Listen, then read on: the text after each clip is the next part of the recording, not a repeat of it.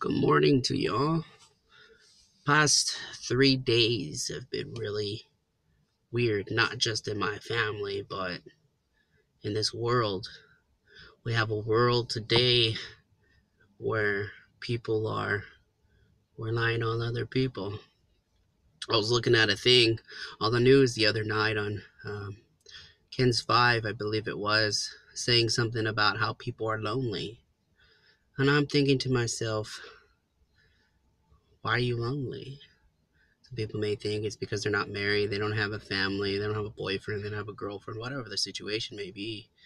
But it doesn't mean you're lonely. Because the Creator who created you, God, Jesus Christ, the one who came and died for you so you could be saved, everyone, um, He will provide that loneliness to go away. You don't have to go to a doctor, you don't have to go to a psychiatrist. It's not anything about that. You don't have to go find love. Love will find you. His name is Jesus. If you have Jesus, everything will fall into place. Your wife will come. If you're a man, you're in the opposite. You know, I had to learn this the hard way. I didn't meet my wife till last year in December 17th, actually, the day my newborn daughter was born this year, a year ago. I proposed to my wife. At the time, I just proposed to her, so she wasn't my wife at the time. But God, God really sent her to me because there were so many women that I thought that they were going to be my wife. I proposed 3 times in my life, and it was hard because I thought that was the woman, and I saw it several times, and then it ended up not being, and I was so devastated and so what they call lonely, what they call now, what a lot of people are doing. And I'm telling you right now that um, God will always tell you when it's the right person. You just pray to Him, and He'll let you know. But just remember, if you're a Christian, you should marry a Christian, because if you're a Christian, you marry just say another religion. It's not going to work out because you're going to butt heads on what the truth is. You always have to find out what your equals are and what you're not. I mean, it doesn't matter who you are, who you came from, or what you've done. If you really love each other, you'll work it out and you'll do what you need to do, and God will provide the way. Yes, it's going to be hard. I've only been married a year, almost a year, and it's very hard. I thought marriage was just going to be this thing. You go to the aisle, you get your marriage certificate, you get married, you pay for it, and everything's all happy and dandy, and it's not. It's very hard, and it's a big commitment, and it's very hard for me. I'm telling you this as a Christian man because God provided the marriage for people to get married, and it kind of thought it would be much easier than it is, and it's very hard. Especially now that we have a newborn. I feel like sometimes my wife doesn't pay attention to me, even though I know she loves me and she does. It's kind of hard because his newborn needs a lot more attention than my 3-year-old. So when you have kids, when you decide to have kids and you're married, it kind of hurts because it's, and it was very hard as me because I was a single father before I met my wife.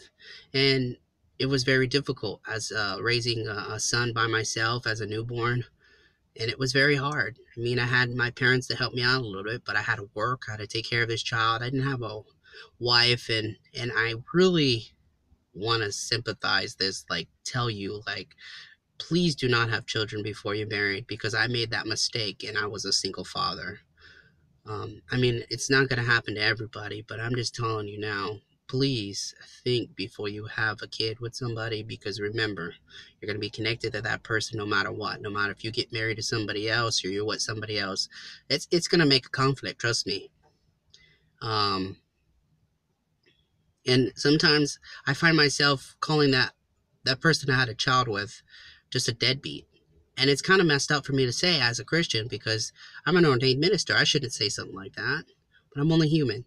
So, you know, it's kind of hard, to say I hate somebody because they gave birth to my child and then never came back. But it was actually a blessing because I got to realize how the real world was.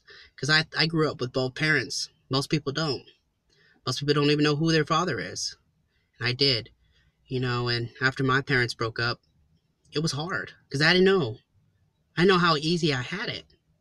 See, a lot of people don't understand how they have things and other people, oh, they have all this and they have all that. Yeah, but I didn't realize how much I appreciate what I had until it was gone. Same thing with my wife. Like, me and her had ups and downs before we got married, and I thought we wouldn't even make it down to the aisle and get married, but we did, and it was rewarding. It was very a big blessing because I've never been married in my life, which is a good thing, but it's also hard because, I have children from other people, and it kind of sucks because it makes me feel like I messed up, and I don't condone people having kids with multiple people because it ain't right. But my first one was not my fault. Um, I will only explain that on here, but it's just say this is a long story and it's pretty bad. But my son's mom was, different. It was crazy, but I mean, I hope she gets the help she needs. But it's not my business. When it comes to God, you have to think for yourself. God's going to provide your way and the stuff you need for you. So if you want the blessing for somebody else, they have to do the same for themselves. Um, God is very gracious. I've been having a lot of problems with my brain lately. Like, I don't know, a lot. I have a lot of brain injuries, so it kind of hurts. Sometimes my brain, like, I can't even drive, so I don't. I have any pain in my head, I do not drive. And that's because of bad decisions I made in my past. And I want people to understand that I may be a Christian, but I'm not perfect in any means. No Christian is perfect. I could tell you that. I'm pretty sure when they give you their testimony, there's some things that you didn't want to know about them, and then you're gonna look at them differently. But don't, because God delivered them from that. Like, God delivered me from a wheelchair 3 different times from my epilepsy when I used to have epilepsy.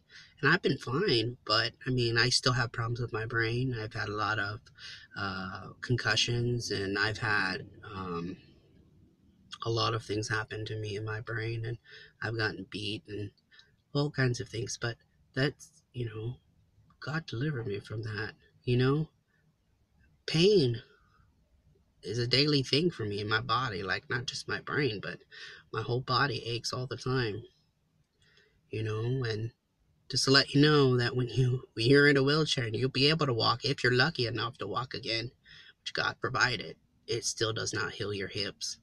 And my hips ache when it's cold or it's raining. My hips hurt like crazy, and I can hear them pop as I walk. So please, have a blessing. For those people who are not in a wheelchair, you can get up, volunteer somewhere, do something for somebody. Tell them hi, tell them thank you. Have a nice day, have a blessed day. You know what? And keep yourself real, keep your faith high. This world is a crazy place, and it's only going to get worse in the end of times. I mean, I don't know when the world's going to end because no man knows of what that time will come, but I hope it's soon.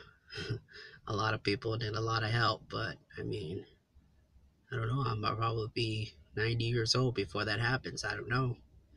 Nobody knows when that day will come, when God will call us home.